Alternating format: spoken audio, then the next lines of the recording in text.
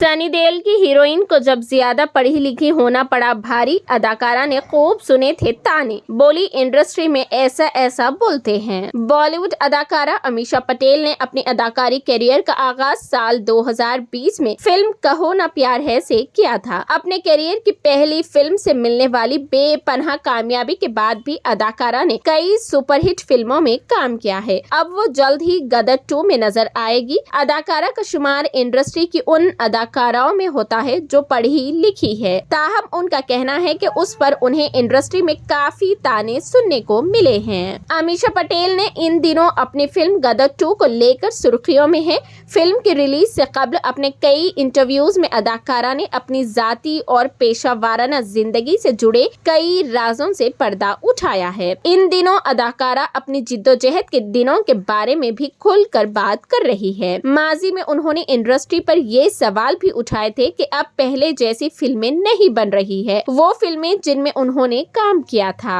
अपनी फिल्म गदर 2 की तशहीर के दौरान अदाकारा ने बताया कि वो बरसों से अदाकारी से दूर है। उसके पीछे भी एक बड़ी वजह है। उन्होंने कहा था कि अब हमराज कहो ना प्यार है और गदर जैसी फिल्में नहीं बनती जो याद रह सके या जो नाजरीन की जहनों में बस जाए, जिसे लोग बरसों याद रख सकते हैं। यही वजह थी कि वो बरसों तक इंडस्ट्री से दूर रही। बॉलीवुड हंगामा को दिए गए इंटरव्यू में अमीषा पटेल ने बताया था कि उन्हें इंडस्ट्री में पढ़ाकू का लेबल भी दिया गया था। लोग कहते थे कि वो इंडस्ट्री में काम करने के लिए पढ़ी लिखी है। हाल ही में दिए गए अपने एक इंटरव्यू में अदाकारा ने बताया कि सहाफियों की जानिब से उनसे अक्सर पूछा जाता था कि उनकी परवरिश बहुत अच्छी हुई है, वो स्कूल में भी पढ़ने लिखने में बहुत ज़हीन रही है, तो उन्होंने पढ़ाई छोड़कर अदाकारी की दुनिया में अपना कैरियर बनाने का फैसला कैसे किया। इस सवाल के जवाब में अदाकारा ने कहा कि ज्यादा पढ़ा लिखा शख्स फिल्मों में काम क्यों नहीं कर सकता, क्या पढ़े लिखे लोग अदाकार नहीं बन सकते। अमीषा पटेल ने अपनी जिंदगी की जिद्दोजहद के बारे में भी खुलकर बात की। उन्होंने कहा कि उन्होंने अपनी जिंदगी में सब कुछ हासिल करने के लिए जंग लड़ी है। उनके पास कुछ भी आसानी से नहीं आया। शुरू में उनके घर वाले नहीं चाहते थे कि वो तालीम हासिल करने के लिए अमेरिका जाए। वो चाहती थी कि वो